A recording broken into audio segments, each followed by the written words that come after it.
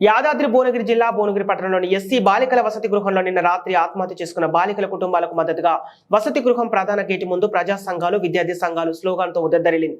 మృతి చెందిన బాలికల కుటుంబాలకు న్యాయం చేయాలని డిమాండ్ చేశారు. హాస్టల్లో సీసీ కెమెరాలు లేవు, కనీస పర్యవేక్షణ లేదని ఆరోపించారు. సూసైడ్ లెటర్ పై అనుమానాలున్నాయని అన్నారు. ఉరి వేసుకుంటే పోలీసులకు ఎందుకు చెప్పలేదని హాస్టల్ అధికారులను ప్రశ్నించారు. క్లూస్ టీం, సఖీ టీం సభ్యులు హాస్టల్కు వెళ్లారు.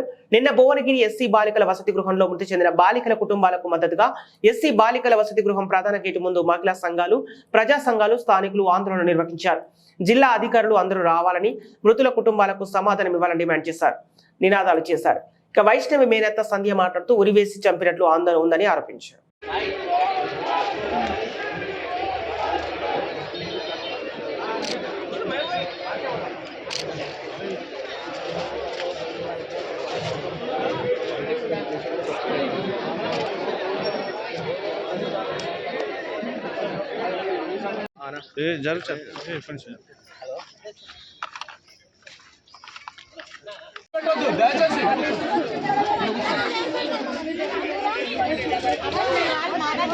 కదా అందరు వెళ్తారా కూడా ఒక మాట అంటే ఇంకోలా అవుతుంది. కూర్చోండి, అందుకని కొంతమంది ఉండండి, కొంతమంది వెళ్ళండి.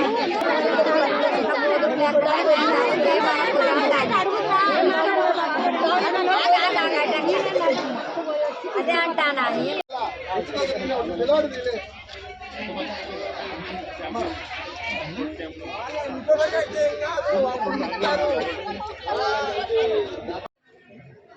ఇది బిల్డింగ్, అది ఎంబీఏ, దాంతో సంబంధం లేదు మనకి.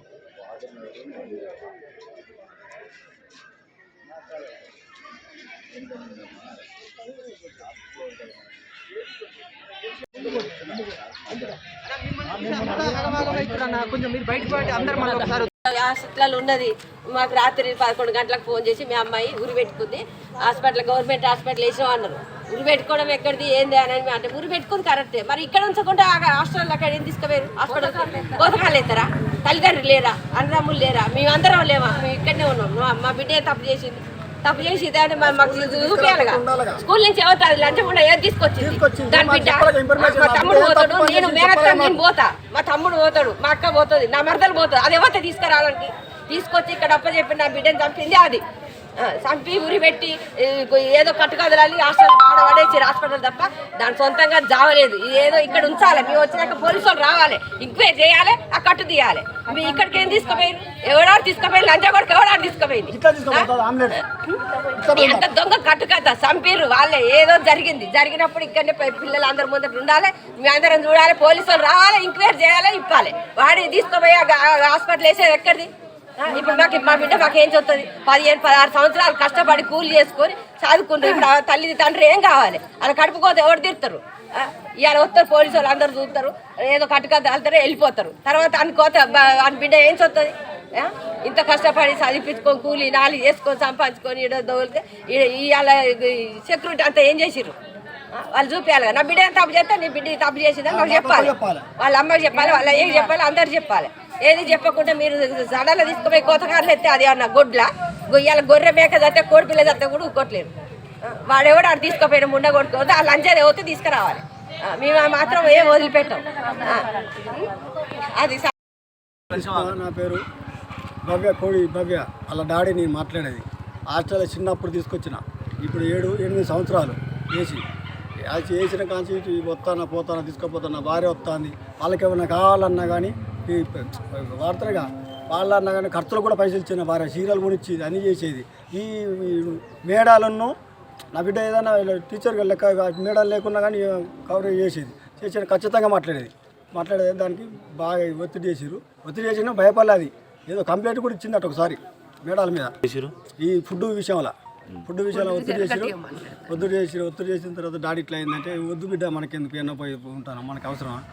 లేదు డాడీ, మనం ఒక్కరికే కాదు, ప్రతి ఒక్కరికి జరుగుతుంది, నా ఒక్కరికే కాదు బిడ్డ అని చెప్పిన ఈ అంజనీయులట ఆయన ప్రతి దానికి ఒక రాజు ఇట్లా బాగా చూసుడు, ఆటోలో చూసుడు అని చెప్పాను. మనం బాగా మంచిగా ఉంటేనే ఉండవు, లేకపోతే నీ ఇష్టం అని ఒకరోజు ఫోన్ చేసిన, అన్న ఏం మాట్లాడతాను, నీకు బిడ్డ ఉంటుంది, ఆటో డ్రైవర్.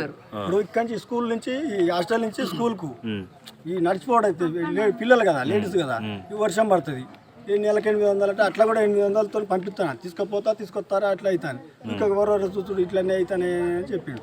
మళ్ళీ ఇక్కడ ఇచ్చాక మరి అసలు ఆటో డ్రైవర్కి లోపలికి ఎందుకు వస్తాడు అని నేను ఒకరోజు అడిగిన, లోపలికి ఎందుకు వస్తాడు బిడ్డ ఏం కదా అంటే ఇక్కడ అలా నడుస్తుంది లేదు ఇట్లా చేస్తారు నన్ను అందుకే వర్తలేదు అని చెప్పి అలా వార్డెన్కు ఆంజనేయులు అనేటానికి ఒక లవర్ ఉన్నది. ఈ మేడం తారనాకాలు ఉంటుంది, ఆ మేడం పేరు శైలజ మేడం. వీళ్ళంతా చేసారు. ఇప్పుడు నేను వచ్చినాక మాకు ఎవరు లేదు, నాకు వీళ్ళకి చెప్పారు, వాళ్ళు చెప్పి నాకు ఫోన్ చేయొచ్చు కదా, ఇప్పుడు నా కొడుకున్నాడు కదా, నెంబర్ ఎరికే పత్తి ఇచ్చిండు. హాస్టల్ పండగ రోజే, పండుగ వెళ్ళాక 26 తారీఖు పంపించిన, అక్కడ ఊళ్ళో నుంచి ఆడ పండుగ చేసుకున్నాం పంపించిన. వచ్చినాక ఇటు వచ్చింది అంతే, అదే మాట. మొన్న ఏమైందంటే నేను బుధవారం రోజు నేను ఇంటి దగ్గర ఉన్నా, డాడీ నా పైసలు పంపించిన డాడీ అన్నది, నా బిడ్డే పైసలు ఎందుకు పంపించిన బిడ్డ, నేనే పంపిస్తా, నువ్వు అడగలేగా, నువ్వు అడగని ఎట్లా పంపిస్తా బిడ్డ అని అన్నాక అదే నైటు చక్కగా ఇంటికి ఊళ్ళో నుంచి డైరెక్ట్ హైదరాబాద్ పోయినాక మా వాళ్ళని అడిగిన, మా మిస్సెస్ని మన కొడుకుని అడిగిన, వేసిరారా చెల్లికైనా పైసలు వేసిరారా అన్న, వేలే డాడీ మేము ఎందుకు వేసినాడు, మరి చెల్లి ఇట్లా అన్నది ఎందుకు ఇక్కడికి వస్తా అని, ఆంజనేయులు నెంబర్ అది నేను వేలే బిడ్డ అని చెప్పిన, అది ఆంజనేయులు నెంబరే. ఇక అదే ఫస్ట్ నాతో మాట్లాడు, అదే లాస్ట్గా.